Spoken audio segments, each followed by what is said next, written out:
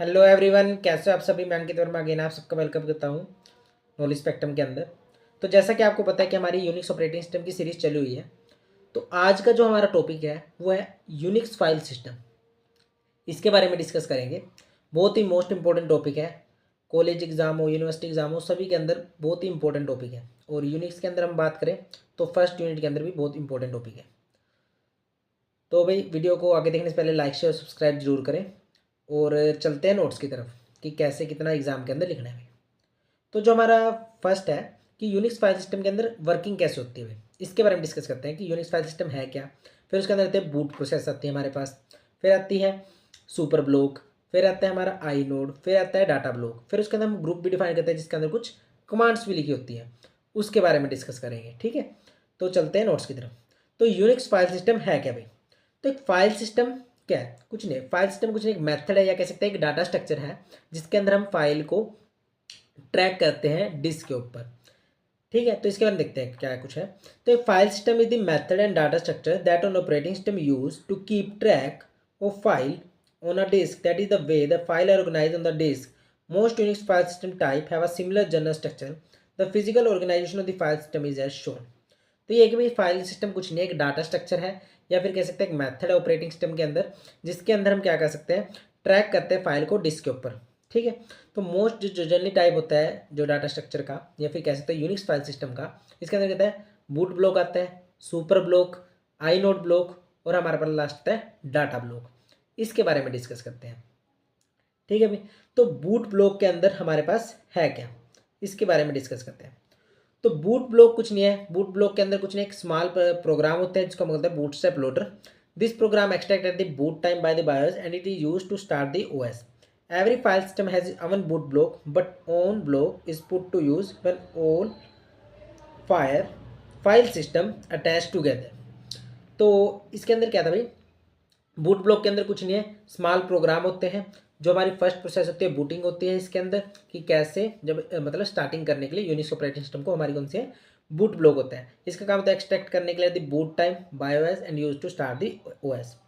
हर एक file system के अंदर बूट ब्लॉक होता है, ठीक है। और जो नेक्स्ट है हमारा वो है हमारा सुपर ब्लॉक। सुपर ब्लॉक के अंदर कहता है हमारे में क्या डिफाइन करते हैं, शेप और size of the file system. तो इसके अंदर कहता है the super block contain description of the basic shape and size of the file system.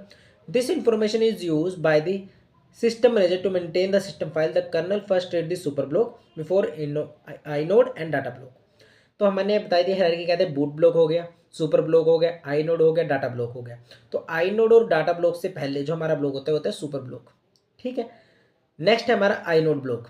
I node block के अंदर हमारे पास कहते हैं, इसके बारे में डिस्कस करें। This block contain the I node entry for each file of the system. All attribute of file and directory are stored in the mode. Here the total number of file depend on the total number of inode. A new file is greater than if and only if a file node is available in the system as well as data block.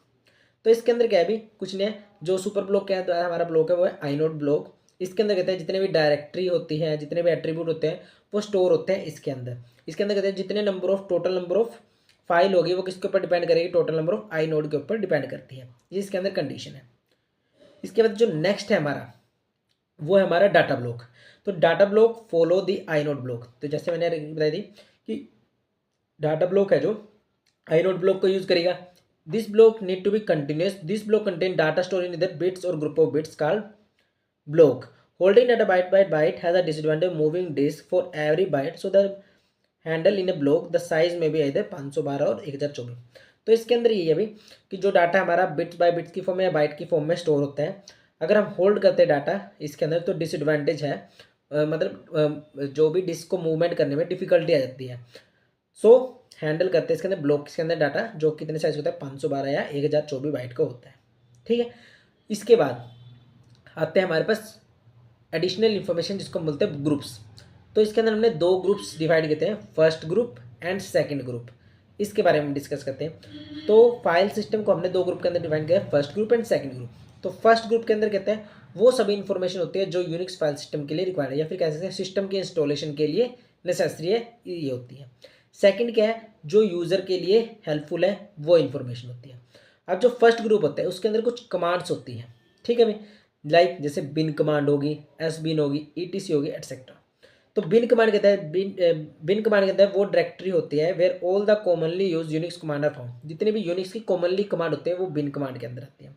S बिन कहते हैं ये मतलब कि user के लिए helpful नहीं होती but system administrator के लिए वेरी बेनिफिशियल होती है।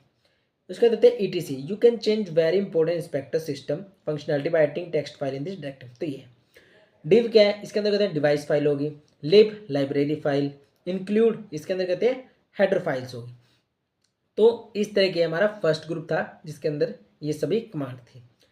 सेकंड है जो हमारा जो सेकंड ग्रुप है उसके अंदर कुछ कमांड है लाइक टेम्प कमांड होगी, वेरिएबल कमांड होगी और होम कमांड होगी। अब उसके बारे में हम डिस्कस करते हैं। अब जो टेम्प कमांड है, टेम्प कमांड के अंदर हमारे पास क्या होता है, कुछ टेम्परेरी फाइल्स हम क्रिएट करते हैं इसके अंदर, ठीक है, और उसको हम डिलीट भी कर सकते हैं रेगुलरली बाय सिस्टम जैसे अपडेट होता है। उसके बाद वेरिएबल कमांड होगी, वेरिएबल के अंदर कहते हैं variable part of the file system contain all your print job and your incoming and outcoming image. तो मतलब सिंपल सी वेरिएबल कमांड है चेंजेस करने के लिए। उसके कहते हैं home, all many system user all house here, मतलब जितनी भी इंपॉर्टेंट कमांड्स होगी उसका हाउस एक घर कह सकते हैं वो होम के अंदर है। तो होम के अंदर हमारा सारा डाटा है। तो इस सारे सिनेरियो के अंदर हमारे पास क्या था कि यूनिक्स फाइल सिस्टम है क्या, इसके अंदर क्या क्या ब्लॉक्स हमने डिफाइन करे, बूट ब्लॉक, सुपर ब्लॉक, आई नोड ब्लॉक, डाटा ब्लॉक, ये हमने डिफाइन किया, ठीक है। उसके बाद थर्ड हमने क्या डिफाइन किया, इसके अंदर कुछ ग्रुप भी है भाई, फर्स्ट ग्रुप सेकंड ग्रुप ये हमने डिफाइन किया। उसके अंदर कुछ कमांड्स हैं। तो यूनिवर्सिटी एग्ज़ाम के अकॉर्डिंग, कॉलेज एग्ज़ाम के अकॉर्डिंग इतना हमारे इनफ है, हमारा 8 मार्क एग्ज़ाम आ जाए, क्वेश्चन आ जाए या 50 मार्क्स का क्वेश्चन आ जाए, हम सभी तरह का हैंडल कर सकते हैं। शॉर्ट तो हम कितना मर्जी कर लें बट लॉन्ग करने में डिफ़िकल्टी हो जाती है। तो आज के वीडियो लेक्चर में भाई इतना ही था और बहुत ही मोस्ट इंपॉर्टेंट टॉपिक है, ठीक है भाई, अच्छी तरीके से करके जाना क्योंकि फर्स्ट यूनिट के अंदर बहुत ही मोस्ट इंपॉर्टेंट टॉपिक है जिसके अंदर मैंने सारी चीज़ें आपको डिफाइन कर दी कि कैसे कैसे कितना लिखना है उसके बारे में डिफाइन कर दिया। तो वीडियो को देखते रहे भाई और चैनल को लाइक शेयर और सब्सक्राइब जरूर करें क्योंकि आपका सपोर्ट बहुत ज़रूरी है भाई। Thank you all of you, मिलते हैं नेक्स्ट वीडियो लेक्चर में और जल्दी हमारा यूनिट फर्स्ट है जो कंप्लीट होने वाली है। Thank you all of you.